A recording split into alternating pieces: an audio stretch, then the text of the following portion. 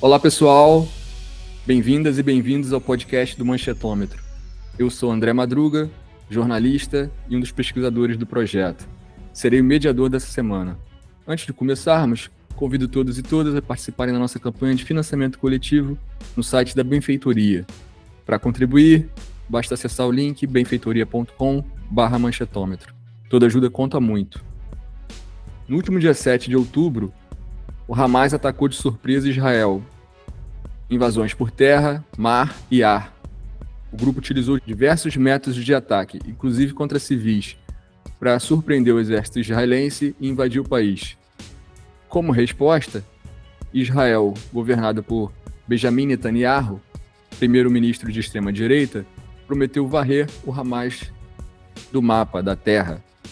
Para falar sobre o conflito, a gente convidou a especialista Cláudia Stephan, internacionalista pela Universidade de Tuiuti, do Paraná, especialista em Sociologia Política, mestre e doutora em Ciência Política pela Universidade Federal do Paraná.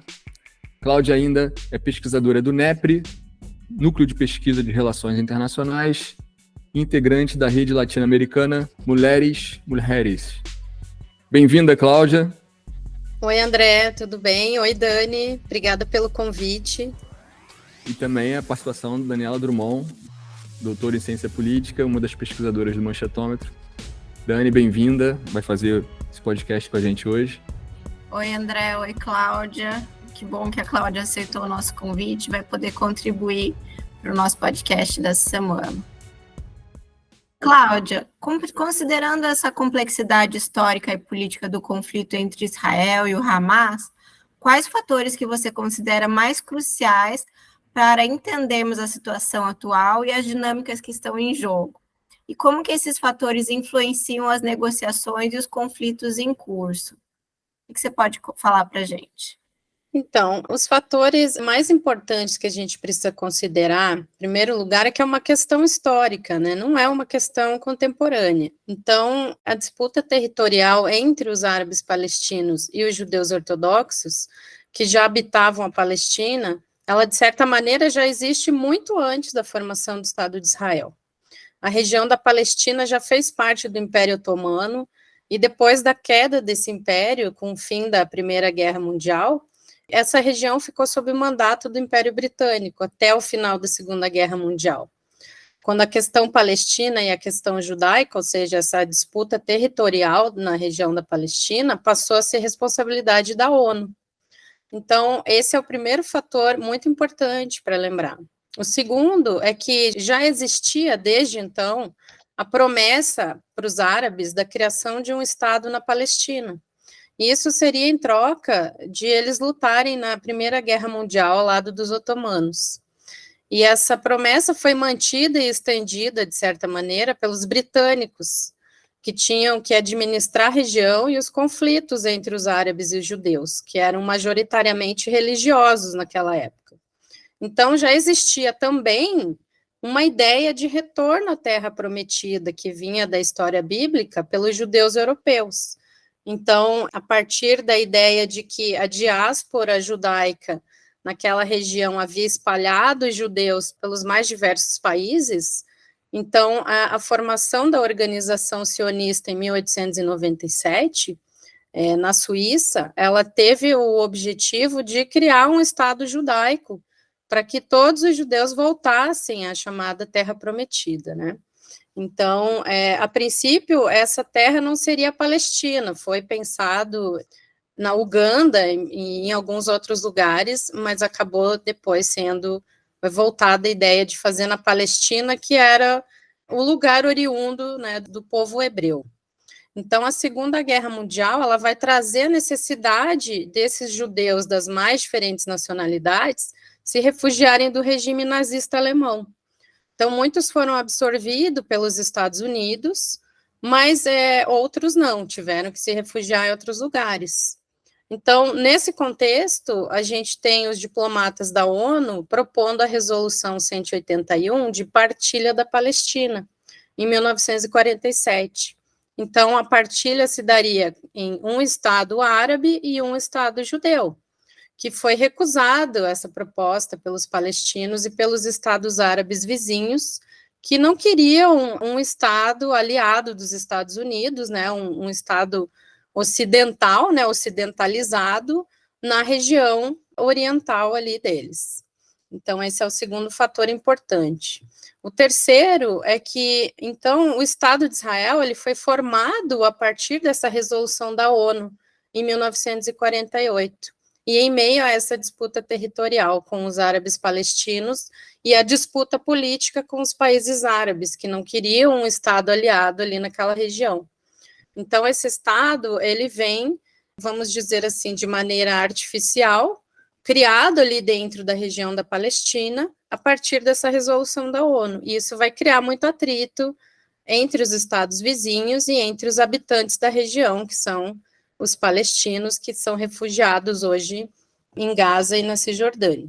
Então, após muitas guerras, ou seja, né, a gente teve, então, o final da Segunda Guerra, os judeus se refugiando, em 48 você tem a criação do Estado, então os judeus começam a chegar nesse novo Estado, nesse Estado judaico, e eles vão vindo, e até hoje existe essa migração de judeus, desde que você tenha descendência, né, pela mãe ou pela avó, você pode pegar a sua nacionalidade e você pode habitar no Estado de Israel. Então, essa colonização vem acontecendo desde a criação do Estado.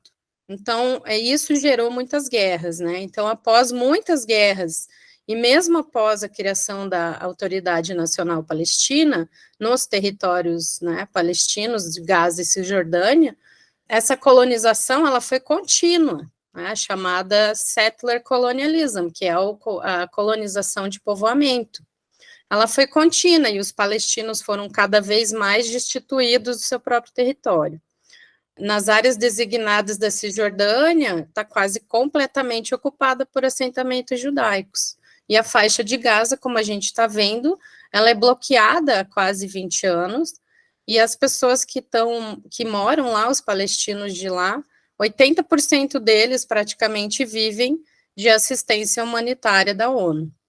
Então, esse é um fator bastante importante. E o quarto fator que eu considero bem importante é que esse bloqueio e a ocupação militar israelense do território, ele, acumulando isso, a precarização da qualidade de vida e da violência estrutural, do apartheid e da desumanização do povo palestino, vai levar os grupos palestinos à insurgência e à resistência, também armada, como foi o caso do Hamas, como resposta a esse modus operandi colonialista israelense. Então, isso resulta num ciclo de violência e morte desproporcional que a gente assiste há décadas. Então, o resultado disso é que, de um lado, a gente tem os palestinos reivindicando o seu próprio território, né, o fim do bloqueio a Gaza e da ocupação militar na Cisjordânia, usando em grande parte meios pacíficos, mas também violentos, né, como os ataques que acontecem pelo grupo islâmico Hamas, como modo de chamar a atenção para a questão palestina, que se estende, né, há mais de 70 anos. E, de outro lado, a gente tem o Estado de Israel, que viola as leis humanitárias e as resoluções internacionais da ONU, não apenas para manter esse status quo de maioria judaica, mas também para tentar ocupar a totalidade do território palestino. Então, a gente tem um ciclo que acaba por não resolver, de maneira alguma, a situação dos palestinos e gerando muita violência dos dois lados. Esse bloqueio, Cláudia, como que, né, o que você pode explicar um pouquinho dele, como que funciona? Na verdade, a faixa de Gaza ela já foi ocupada também militarmente por Israel, mas a partir de 2005, Israel se retirou desse território, né, muito por pressão internacional e dos seus aliados também, para que eles deixassem a faixa de Gaza, que é um território palestino, né, considerado já no plano de partilha como um território palestino. Então, eles resolveram deixar a faixa de Gaza, mas eles não saíram só da faixa de Gaza. Por uma questão de segurança e por uma pressão também da sociedade israelense, A faixa de Gaza ela foi bloqueada, então ela é completamente fechada. Os palestinos não podem sair e quem está na Cisjordânia também não pode entrar, a menos que você tenha uma autorização do Estado de Israel. E isso é muito difícil de acontecer, justamente porque eles evitam que você tenha uma união dessas duas partes, né? Porque o Hamas controla a faixa de Gaza e a Autoridade Nacional Palestina, na figura do Fatah, que tem o controle da Cisjordânia. Então, essa divisão também é bastante conveniente, né? Então, você precisa de autorizações para entrar ou sair, e isso dificilmente acontece. Então, as pessoas ficam lá dentro, à mercê, né, da ONU, da ajuda da ONU, praticamente, porque você não consegue ter relações com o mundo exterior, né, se você está bloqueado militarmente por Israel. Cláudia e Dani, né, nessa pergunta. Quando a mídia brasileira apresenta o conflito, é comum a gente ver coberturas que criam narrativas simplificadas do bem contra o mal. No caso, Israel contra a Palestina. Como a cobertura da mídia brasileira tem evoluído ao longo do tempo? E como esse viés impacta na percepção pública e nas opiniões políticas sobre o conflito? Essa pergunta é muito importante e bem simples de responder. Ela não tem evoluído, né? A cobertura, tanto da mídia brasileira quanto internacional, ela não tem evoluído num sentido positivo, de apresentar o conflito a partir das raízes históricas, de dar voz aos dois lados do conflito, para que as pessoas entendam o porquê ele está acontecendo, que não é gratuito, e para que as pessoas possam tirar também as suas conclusões de maneira informada. Eu vejo muito isso, que a mídia brasileira, ela tende a seguir a mídia internacional ocidental. Então, você tem uma não evolução do assunto, né? A gente continua tratando esses assuntos ali de Israel-Palestina como dois pesos e duas medidas, né? Você tem um double standard ali e que se aplica também à política nacional e internacional, né? Você usa narrativas que beneficiam algum dos lados, que é do seu interesse, e também para você gerar polêmica, para você gerar audiência, né? E vocês que são aí do jornalismo conseguem explicar isso muito melhor do que eu. Mas como vocês mesmos já constataram ao formular a pergunta, as mídias ignoram a disputa territorial, né? A disputa histórica que tem entre os palestinos e o Estado de Israel, e apresentam o conflito como o nós, né, o Ocidente contra eles. E eles são os palestinos, os bárbaros, os selvagens, os animais humanos, né, como foi dito pelo ministro da Defesa israelense, né, ele disse que nós estamos numa guerra contra animais humanos, chamando de terroristas, quando também a gente tem o terrorismo de Estado por parte de Israel. Então, você cria uma narrativa que atende aos propósitos ocidentais, é o propósito da aliança israelense com os Estados Unidos. Então, o que a gente pode dizer sobre isso é que a gente assiste nas mídias uma reprodução de um discurso colonial. Você vê o discurso de supremacia racial branca, discriminação e desumanização do outro, né, dos palestinos, sem apresentar perspectivas diversas, as vozes dissonantes, e quando fazem, mesmo com os especialistas nos temas, a gente vê um show de gaslighting, né, de manipulação, de dizerem que não é bem assim, né, que as coisas acontecem, que é um ataque bárbaro e tal, e claro, é uma tragédia imensa, né, e quem sofre mais são as populações civis, palestinas e israelenses, mas é preciso mostrar o porquê, né, quais as raízes desse conflito, por que ele se perpetua especialmente, né.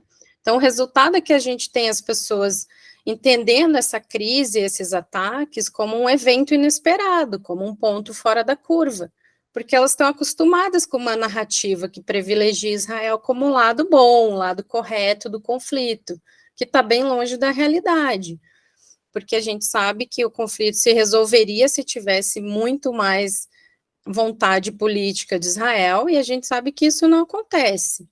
Então, essa cobertura unidirecional, ela também vai dar a impressão que a gente está falando de 2 estados com 2 exércitos, ou seja, que existe uma possibilidade de guerra simétrica, que também não representa a realidade. Uma vez que Israel é um estado altamente militarizado, tem capacidade nuclear, e uma forte aliança estratégica com os Estados Unidos, que fornece pelo menos 5 bilhões de dólares por ano só em ajuda militar para Israel. Fornece armamento, troca de tecnologia e outros privilégios que muitos países aliados dos Estados Unidos também não têm. Enquanto o Hamas é um grupo de resistência com poder político e militar muito limitado e confinado à faixa de Gaza. Ele nem mesmo representa todos os palestinos daquela área. Apesar de ele ter ganho as eleições e que também foram colocadas em dúvida em 2006, eles representam, mas não representam todos, como a gente também vê em todos os países, né? Então, além disso, você tem um tipo de narrativa e cobertura que oferece uma justificativa para esses ataques israelenses desproporcionais, que eles não respondem apenas pelo pedido da sociedade israelense por mais segurança, mas eles também acabam contribuindo para justificar o extermínio da população palestina, e que, de certa maneira, vai favorecer Israel na medida em que eles começam a ter ainda mais território para você fazer assentamentos judaicos, né? Então, é uma questão bem desproporcional que a gente vê, bem assimétrica, e uma narrativa bem ocidentalizada, né? Então, os palestinos são sempre o lado errado, né, do conflito. André, eu acho que vale a gente considerar também diferenciar um pouco da mídia impressa e do que a gente vê na televisão.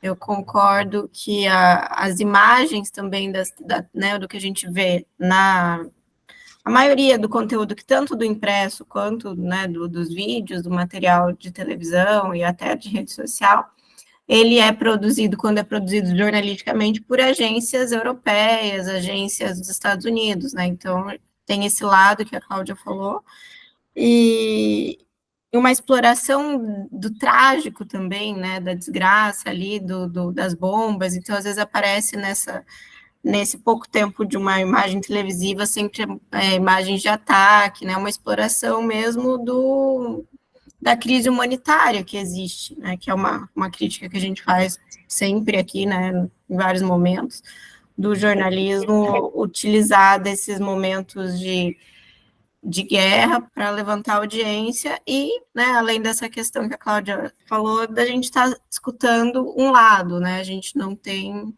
os dois lados, né, a gente não tem uma mídia alternativa para falar sobre isso, além né, das pessoas que estão lá e das redes sociais e tal. Não sei se vocês perceberam, mas eu percebi que, assim, segundo a mídia brasileira, isso também acontece lá fora, que eu vi também lá fora. O governo classificar o Hamas como terrorista parece que é um caminho para solucionar o problema, porque tem uma insistência com isso.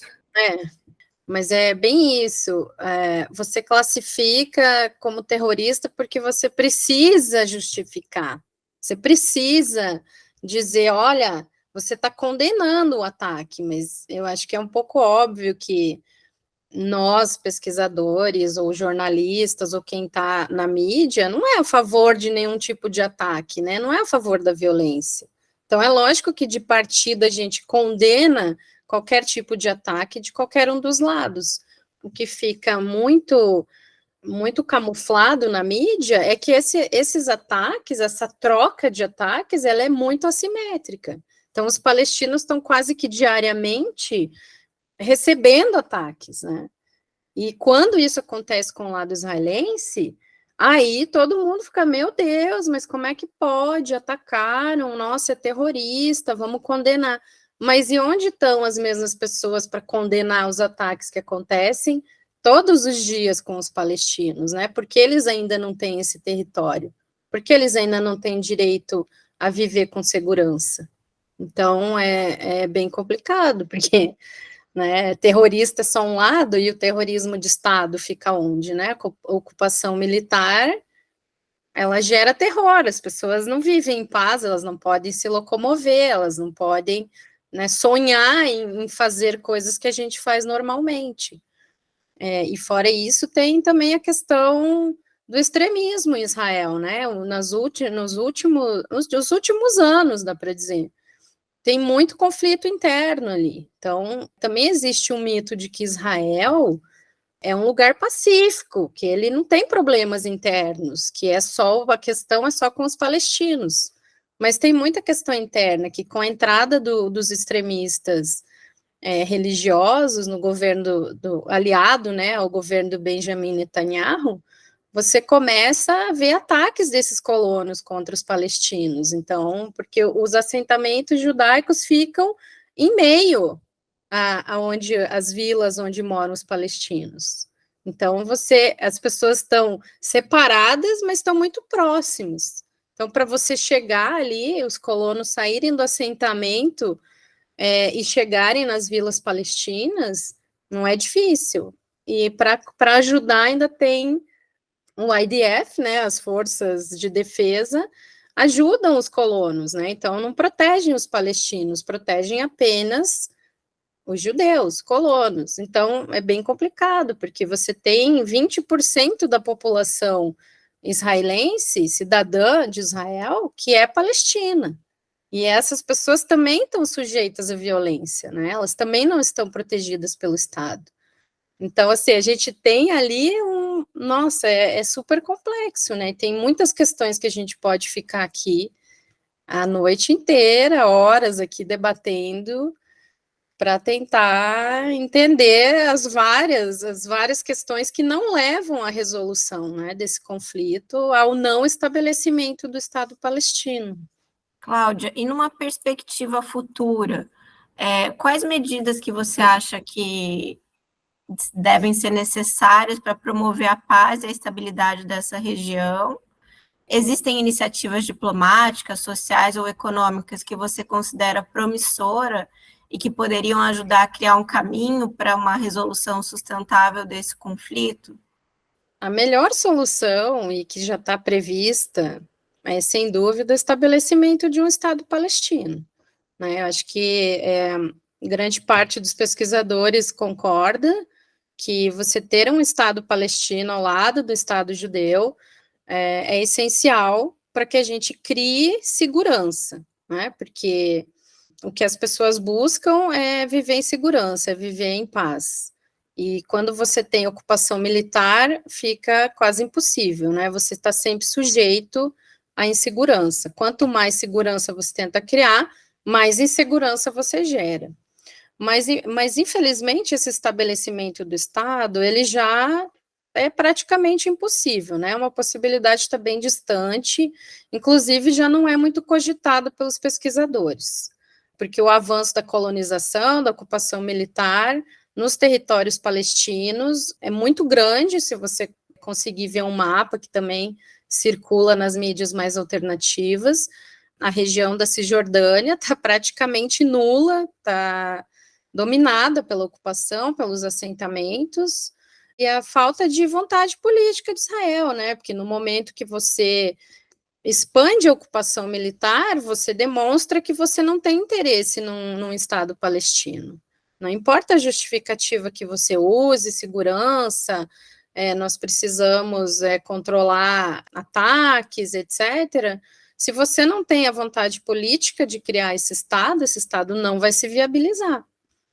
Então, o fortalecimento e a entrada do partido religioso, né, dos sionistas ali de extrema-direita no governo, intensificou essa questão, né? Eles não querem, esses colonos, eles não querem um Estado palestino, eles não têm interesse, né? Eles não se interessam por leis internacionais, eles pressionam constantemente por mais assentamentos nos territórios palestinos, e eles são responsáveis pelas ondas de violência interna que tem acontecido nos últimos anos, na Cisjordânia e Jerusalém Oriental. Inclusive, essa violência ultimamente tem se estendido até aos cristãos, né? Eles justificam como uma tradição de cuspir nos cristãos que estão lado a lado com eles nos lugares sagrados, mas é algo que, na verdade, tem se intensificado, né? Não é uma tradição, é uma violência que está se estendendo não só aos palestinos, aos muçulmanos, mas também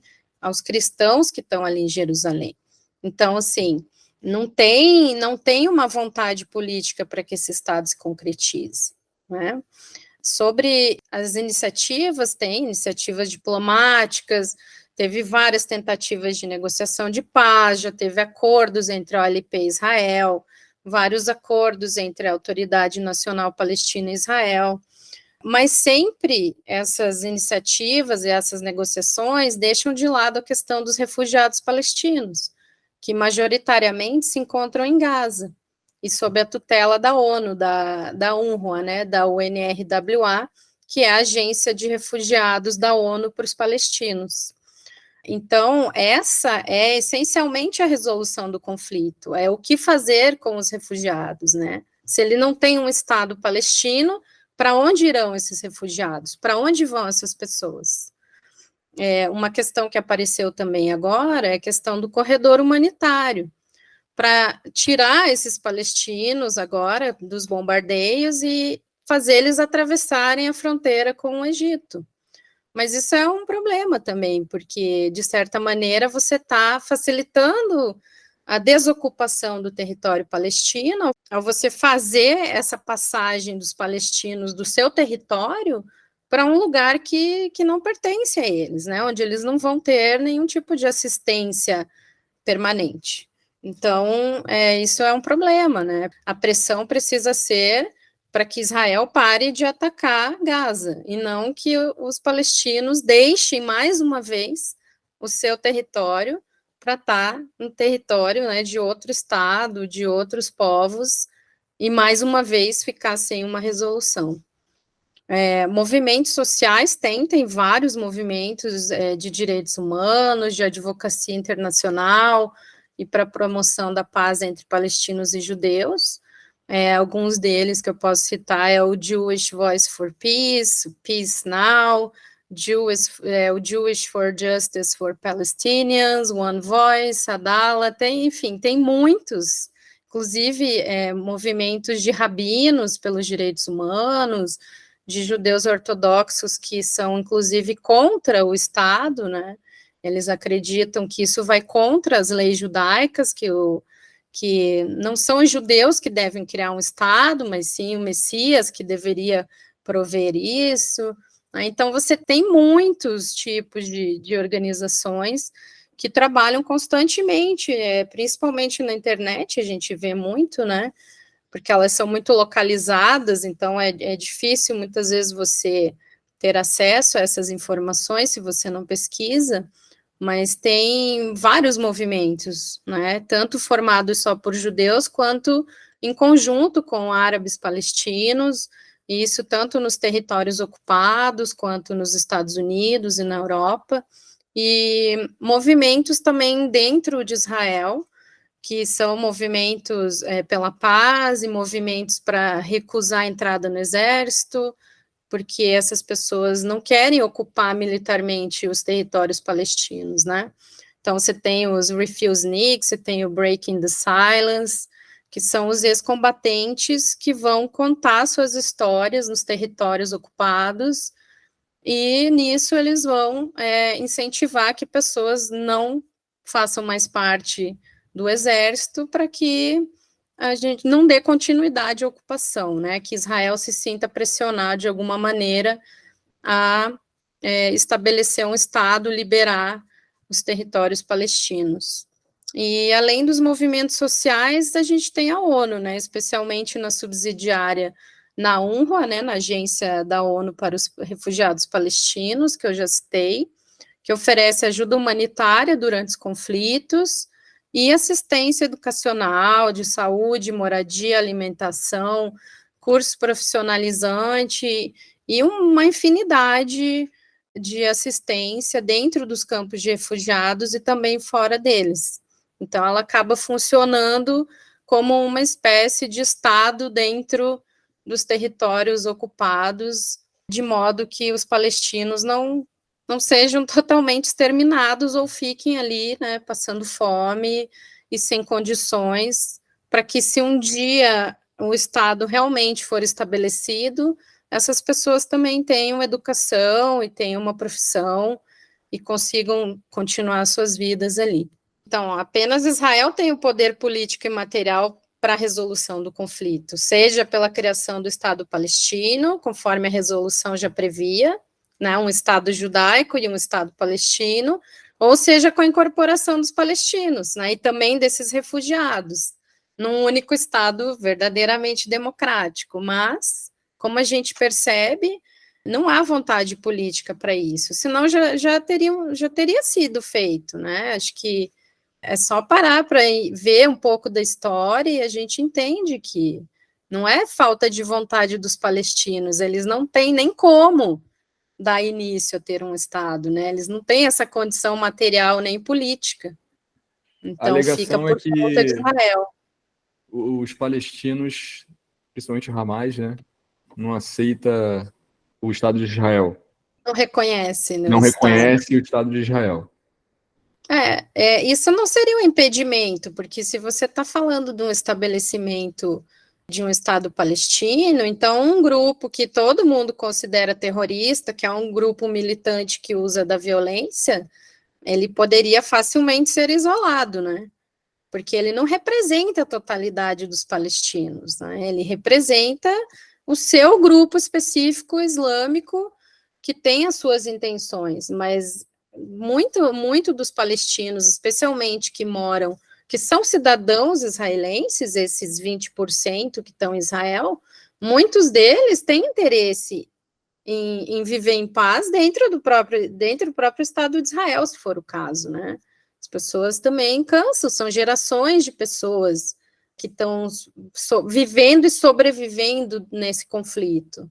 Então, o Hamas, ele não representa o todo, né? Então, é uma justificativa mais para você manter a ocupação do que realmente um fator que vai pesar, né, na hora de você fazer um Estado, porque você poderia facilmente isolar esse grupo ou encarcerar um grupo que é violento e você ter todo o restante da população para viver tranquila, né? Mas, enfim, aí a gente vai ficar aqui mostrando todas as justificativas e tentando desenrolar um novelo que a cada dia ele dá mais uma volta, né? Então, também dá para entender por que as pessoas têm dificuldade de compreender, porque realmente é bastante complexo, né? Se tem diferentes interesses, seja dentro de Israel, seja nos territórios palestinos. Então, isso também vai pesar muito na hora de estabelecer um Estado, porque são muitas divergências, né? Pouca convergência. Acho que é isso, Cláudia. A gente não vai conseguir falar tudo, né? A gente nem falou do Hezbollah, mas Não dá para falar tudo mesmo, é muita não coisa. não dá, cara. Eu fiquei surpreso com uma coisa. Eu li em algum lugar que o Catar é um dos financiadores do Hamas. Sempre se falou do Irã, mas aí falaram do Catar. Eu fui pesquisar, aí o Catar alega que não, porque ele ajuda a parte social lá, não. É porque esses grupos militantes, primeiro eles são, vamos dizer assim, legalizados pela lei internacional, né? Então, a lei internacional, ela prevê resistência, se você tem ocupação, se você tem ataques, né? Então, como é o caso ali do Hamas, e o Hezbollah seria um pouco diferente a situação, mas o caso do Hamas é isso, né? Ele é um movimento de resistência, porque o seu território está sendo ocupado militarmente por outro estado, então você quer resistir, você quer ter o território para você poder viver tranquilo. Então, ele tem essa justificativa que também está prevista na lei internacional, assim como a Carta da ONU também prevê a defesa de Israel em caso de ataque. Mas o que acontece é que esses grupos, eles não são só grupos, né, violentos, eles são grupos que trabalham dentro das comunidades. Então, você tem o lado político, você tem o lado social e você tem o lado armado. Então, você tem todas essas facetas. Então, assim como justifica-se um ataque de Israel aos territórios por segurança, você também vai ter esses países dizendo que estão financiando a parte social, ou seja, né, a gente está ajudando com a educação, com a alimentação, né, toda uma parte social que é ignorada por Israel, porque por lei internacional também Israel ele tem que ter a tutela dessa ocupação, então ele é responsável pelo que acontece com essa população civil. Então, você vê, a gente tem todo um outro assunto que a gente pode aqui, né, fazer uma nova entrevista para tentar entender como é que acontece né, esse financiamento, por que é condenado, mas por que eles também têm, né, o direito de receber ajuda e de, né, acabar se defendendo dos ataques. Enfim, é bem complexo, né? Mas não é só... Eles não são só grupos armados, por isso os estados vão justificar que eles ajudam socialmente, né? Para manter as famílias de soldados, para manter a educação, para manter um certo nível, né? Apesar da precarização da qualidade de vida.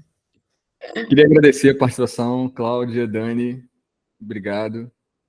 Obrigada, André, obrigada, Dani, obrigada pelo convite, é super importante a gente debater esses temas, entender um pouco mais a fundo o que acontece na região, e fico à disposição aí quando quiserem debater outros assuntos aí, polêmicos aí, complexos. Obrigada, Cláudia, por aceitar o nosso convite, obrigada, André, pela participação. É triste que essa causa palestina só é falada assim quando acontece alguma coisa assim, porque a colonização segue ininterrupta silenciosamente, né? Ninguém fala, mas vai continuando e vai aumentando. Exatamente. Ela não está na mídia ocidental, né? Ela está sempre falada ali, mas com vozes que privilegiam o status quo, né? Não. Então, quando a gente começa a trazer, e vocês são parte disso, né? Trazendo outras vozes, trazendo outras perspectivas, a gente consegue ir lentamente democratizando também a questão palestina, né? Porque as pessoas entendam do que se trata, que não é só um ataque gratuito, não é nada inesperado, é consequência da violência que vai gerar violência, né? E a gente, enquanto não parar, isso vai se repetir. É isso. Para mais informação, acesse nosso site manchetomas.com.br e siga as nossas redes sociais. Se você reconhece que a democratização da mídia é fundamental para a democracia brasileira, apoie a nossa campanha de financiamento coletivo. Junte-se a nós e colabore no link benfeitoria.com/manchetômetro. Obrigado e até o próximo episódio.